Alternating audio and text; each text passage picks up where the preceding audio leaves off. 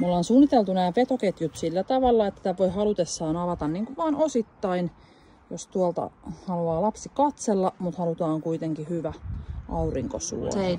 Ja se, miksi tämä on erilainen kuin Multisaid, on siitä, että kun näissä on tosiaan tällaisissa rattaissa, missä on niinku kiinteät nämä kankaat tässä rungossa, niin se täytyy saada täältä välistä pimennettyä. Ja sen takia tässä on tämmöinen läppäidea ja vetskareilla sitten kiinni, niin aidosti pimenee sitten tää koko komuutti. Me on haluttu laittaa tähän tosiaan joustavia, aika pitkiäkin näitä kumilenkkikiinnityksiä, jotta sen saa sitten haluamallaan tavalla kiinnitettyä kaikkiin erilaisiin rattaisiin.